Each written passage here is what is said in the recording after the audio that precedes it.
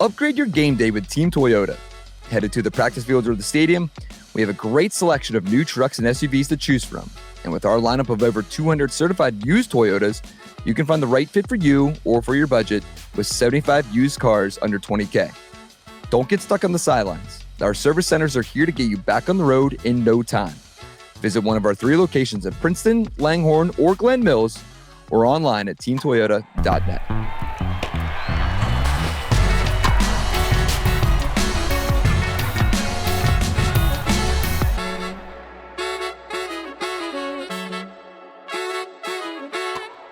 That music is back, which means just one thing, Core. Baseball is back. Spencer McKercher here with Corey Seidman down in sunny and hot Clearwater, as you know, us Philadelphians are here stuck in the snow and the ice and whatever comes out. Core, day 1 of spring training. Obviously, we're dealing with all the Eagles stuff back here. We're getting ready for a celebration on Friday. What a week it has been. But yeah, man, day 1, pitchers and catchers report down in Clearwater on Wednesday. Just your takeaways from day 1, man. I know saw a lot of new faces, a lot of familiar faces. Yeah, you know, this is a veteran group that's been together for many years now at this point. So it's a lot of familiar faces, it's a lot of guys who know each other. There were, you know, some new guys like Jesus Luzardo and Jordan Romano, who we saw, along with some of the top prospects the Phillies have. We saw some position players trickling in. I saw Weston Wilson, Johan Rojas. Didn't see Alec Bohm, but apparently he was here yesterday and had some conversations with Rob Thompson. Thompson had some glowing things to say about Bohm and how he's handled this situation. But, you know, I guess my overall takeaway is that this is a group of guys that was itching to get back. I mean, some of them, it was until today that they were able to flush the disappointment of last October, just being around the guys again, being around the group.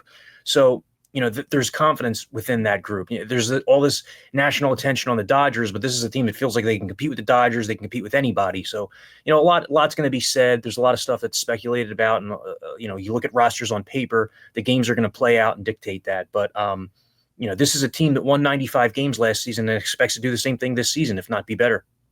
Yeah, dude, that's kind of the goal, right? And then obviously everyone's been seeing what the Dodgers have been doing this offseason and what all the other teams have been doing. You know, they're kind of running it back. And like you said, some of the new guys, Jordan Romano, Jesus Luzardo, they spoke today in the locker room, kind of just getting things going. What was your takeaway from Jesus? I know he said he was really looking forward to being a part of this. He sounded healthy, as did Romano. But yeah, give us your takeaways from hearing from Jesus Luzardo for now the second time as a Philadelphia Philly. Yeah, he was, you know, he's really glad to be here. You got to remember, this guy a year ago, Luzardo, was entering the Marlins clubhouse, a team that was expecting to win like 65 games. And now he comes to a team that has genuine World Series aspirations. He's really excited to get going, and he feels fully healthy. Arm's good. The back injury that limited Luzardo to just 12 starts last season is a thing of the past. And he said that he's been put through the ringer in terms of medical exams this winter, and that he's checked out great. He feels stronger than he has in years past around this time. And same for Romano. You know, he said that there's like a guy like that who missed so much time last year, there's the tendency to want to just let it eat, like let it rip, try to throw upper 90s, but he knows that he needs to back off a little bit. It's a long year. In fact, that was Rob Thompson's message to his pitchers today, was that, you know, if you're going to chase anything today, chase control and command. Don't chase velocity. This isn't the time of year to blow your arm out or to be going full bore. Phillies hope to be doing this for, 8 more months. So it's not February 12th you care about, it's October 12th. But both Romano and Luzardo were early arrivers to camp. They both live down here in Florida. And because JT Realmuto makes his residence here from January through March, they were able to meet up with Realmuto earlier this week. They've already thrown bullpen sessions to him, already kind of begun that bonding process with their new catcher. And that's those are two guys you're going to be keeping an eye on, because Romano might end up becoming the Phillies closer. Luzardo might end up, pitching like a number 2 or number 3 starter, which he's done in recent seasons. Both guys experienced a lot of success in 2022 and 23, down years in 24 because of injury, and that's why they're available. Yeah, and I feel like all offseason, the fans have been saying, oh, they didn't do a lot, but you bring in 2 of those guys like that, it's exciting, especially with Jesus Luzardo, which I think, in my opinion, obviously you have the Dodgers, but I think that kind of solidifies as one of the best rotations, if not the best rotation in baseball. So it's good to see him. As for Romano, I think, Orion Kirkering talked to the media, like a month or so ago. And he was kind of talking about how the exit of Jeff Hoffman going to Toronto, Matt Strahm lost his his throwing partner, but it sounds like he found his earlier today, didn't he? Yeah, he said that. Strahm said that he and Romano have been bonding over this last month. He said Romano's a chill guy, so he fits right in. Strahm and Jeff Hoffman were really good buddies, and one of the things that they had in common was that they wanted to get through their throwing as quickly as possible. So, Strahm's not looking out there to play catch for 20 minutes. He wants to get his throws in and get back inside. And so he said that, he thinks Romano might have a little more work to do, reduce it by like 15 to 20 throws, but he likes where things are headed so far. And, your point about starting pitching, it's true. It's like if you have 5 guys like that, you have a chance every single night. Like Philly, it's really stuck out to me in recent seasons. Obviously, the Phillies have built this really good team, but every single night almost they're favored to win the game, which is the case when you have a elite team. And especially when you add another starting pitcher like that, Luzardo, to the mix, pretty much every night this season, except when the Phillies are on the road against a great team or if they're facing the Dodgers or somebody like that, they're going to be favored. And starting pitching really puts you in position to have that kind of success. One of the things Dave Dombrowski said today was that, he reiterated that he takes full responsibility for not getting the Phillies a 5th starter last year ahead of the trade deadline. He thought that they could piece it together thereafter, but he said that might have been the difference between winning 100 games last year or winning 95. And, they still won the division, made the playoffs with 95 wins in either event, but some of those 5th starter woes contributed to the Phillies kind of sliding down the stretch there. And now with a deeper rotation and a more talented rotation, they hope to avoid that. Yeah, and speaking of that kind of 5th starting spot from last year, now to this year, bringing back Taijuan Walker. Obviously, there's been question marks all offseason what they're going to do with him and what his role was going to be. He threw a bullpen session today on Wednesday morning. What were your takeaways from that? And I know Dave Dombrowski made comments that said this is the best Taijuan has looked, something like along those lines. Yeah, so while the Phillies are not paying close attention to the velocity readings, Taijuan Walker is a guy, velocity readings with their pitchers in camp right now because it's February 12th. Taijuan Walker is a guy that they're going to be monitoring closely because he was like upper 80s last season, and that's not him. The first year he was here, Walker had starts and he had innings where he was throwing like 94, 95 miles per hour. And there's a great difference between that and like the 86 to 88 that we saw around this time last year. Walker has been throwing intensely since mid-December, he told us, and it's been this weighted ball program where he has been trying to build strength. He said he only took 2 or 3 weeks off when the season ended and then got right back to it, which he had never done before. And as a result, Walker said that he's been sitting 90 to 92 in his bullpen sessions and just feels stronger. He feels more athletic. He feels smoother. Now, whether that results in anything meaningful, it remains to be seen. I mean, you can't even really look at like his spring training results. Like, yeah, you're going to want Taijuan Walker to go out there and put up zeros, but even if he does, it's more so the velocity, the movement, the stuff in comparison to the results. And it's just such a weird situation because he's owed $36 million over the next 2 seasons. They're going to have to pay that money either way. Mm-hmm. So the Phillies' only options with Taijuan Walker are keep him around and try to figure out a role for him, which at this point would only be long relief because there's no rotation spot. There's only one spot on the entire pitching staff if everybody remains healthy, that the final bullpen spot. So they could keep him around and put him in long relief. They could try to trade him to another team if he does anything this offseason or does anything here in camp. But if they do that, though, they would need to get something of something of substance. When I say that, you're not probably not getting a player back, but if you can save a couple $1 million, that might be worthwhile. But if you're paying a guy like that $35 million of the $36 million, then it might make sense to just keep him around anyway in case you suffer an injury. He's going to be a fascinating guy. There aren't a ton of position battles here in this camp, so you're going to be, focusing intently on guys like Taijuan Walker and Weston Wilson on the fringe of the roster hopes to get a spot, and some of the non-roster invite pitchers along with the top prospects. Even like a guy like Cody Clemens too, right? We talked to him last month too, and he said he's going into yet another spring training where maybe he's not as secure as usual, but, he said that he came out and, he's proven himself over the last few years to kind of solidify a roster spot too. So hopefully going forward.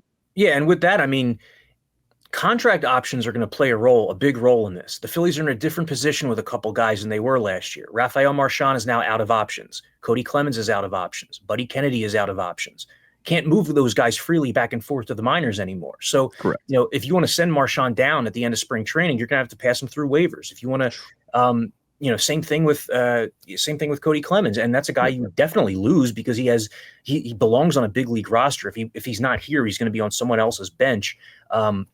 But that final bench spot for the Phillies, Rob Thompson said today that it's a guy that they want to be able to play both infield and outfield.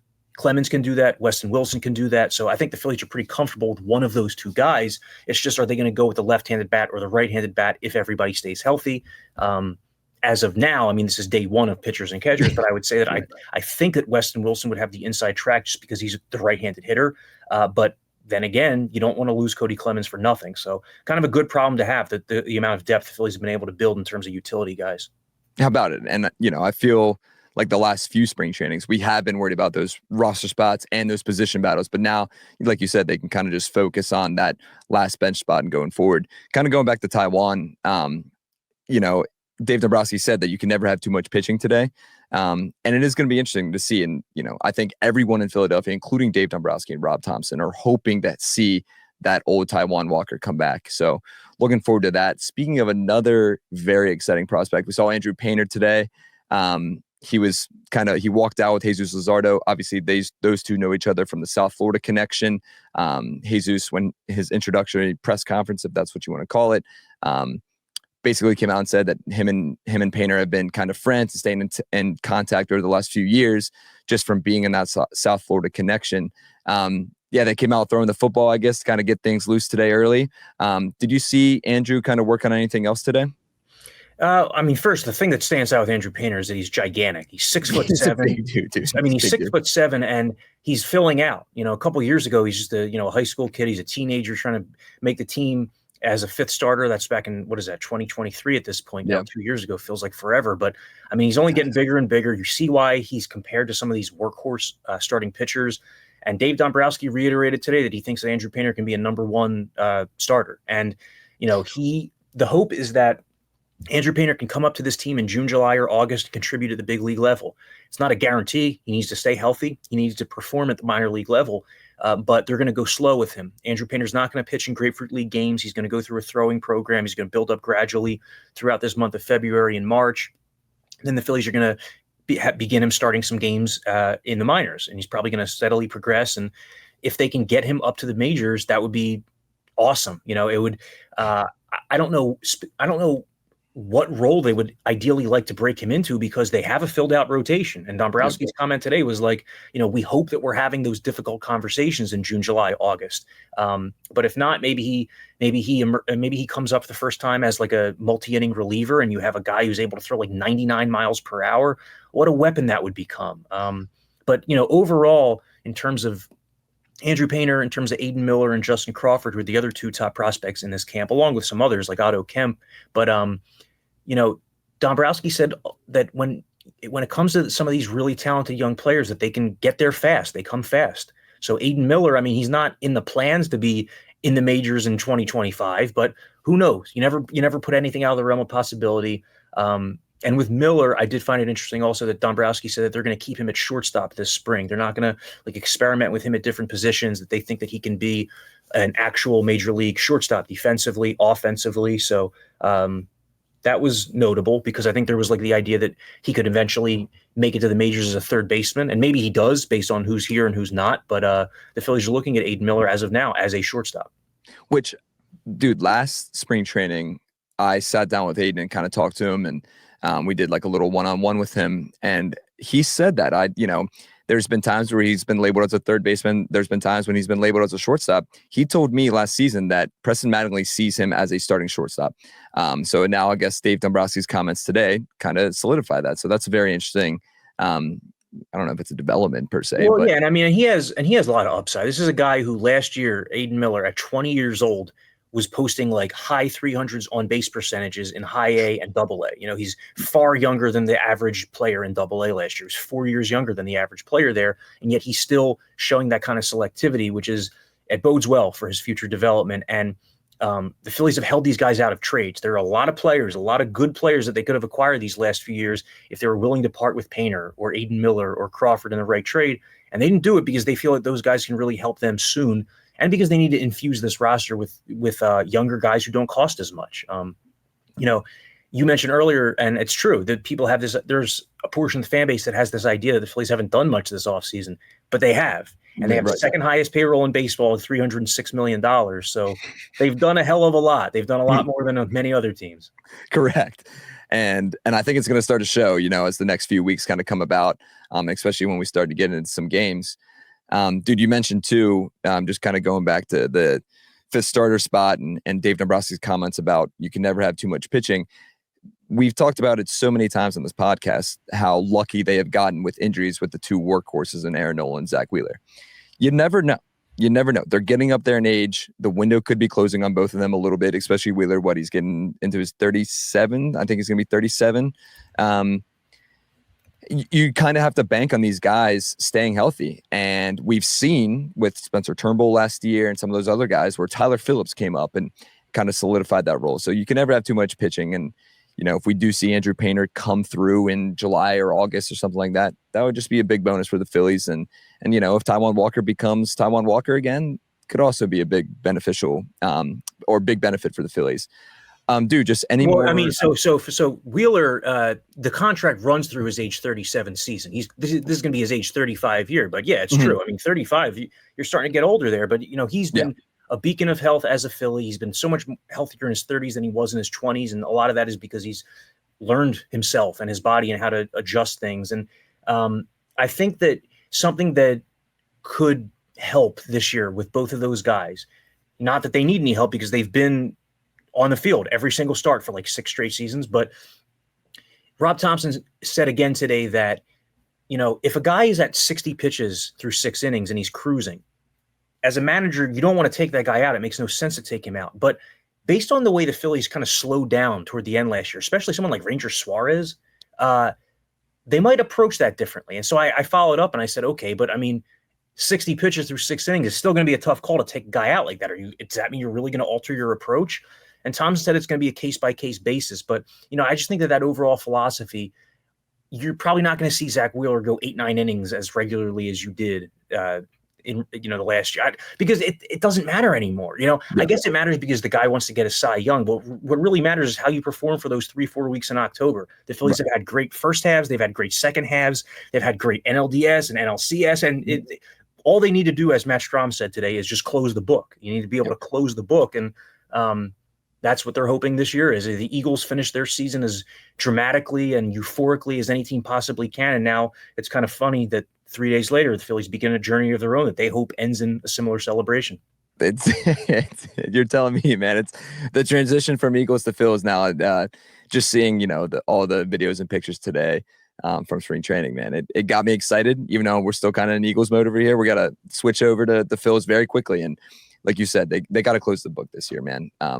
We've been talking about it over the last few years of this window potentially closing, but that's another thing where these young guys are going to come in and hopefully shine at some point. We'll wrap up real quick. I guess Aaron Nola cut his hair. So okay, so you noticed that too. I'm sitting there thinking, because I've been covering Aaron Nola since he was in Double-A, and I'm thinking, I think that's the first time I've ever seen him with short hair like that. Dude, like the pictures look like when he had his introductory press conference in like 2014. Okay. That's the last time I think I've seen Aaron Nola with short hair. And Jose Alvarado looked like he lost a lot of weight. Yeah, that's weird. Yeah, that was going to be my next comment. Jose looked great, dude. And even just some of the other guys. And obviously, we were just talking pre-show here a little bit. Obviously, that whole entire facility kind of got ravaged with that hurricane. I guess in like October, November, whenever that was. And yeah, so a lot of new changes to the clubhouse, a lot of new changes to the facility. Yeah, but you know what? By the time fans get down here, they're not even going to know anything happened. I think in terms of like Baycare Ballpark, it already looks beautiful. I mean, the areas that have been affected, they're already working hard around the clock. And for sure. Yeah, February 22nd is the first Grapefruit League game. I think the Phillies are on the road that day. But by the time that fans get down here, I don't think that they're going to even realize it's going to be the same spring training experience as it always is. And I mean, it's already 75 and sunny down here. So way to rub it in, dude. I guess I'll be seeing you down here soon, Spence. That sounds good to me, buddy. Yeah, I know, dude. Being in New Orleans and where it was 78 and the humidity was like 100%, then coming back here to 30 degrees and snow was interesting. But yeah, man, looking forward to keep these coming. Hopefully we'll have one by the end of the week as well. it just feels good to be back, man. I can't believe they're back. We got the pop of the mitt, the cleats walking on the ground, and we'll soon to hear bats here very shortly. So for Spencer McKercher, that's Corey Seidman. We'll talk to you guys soon.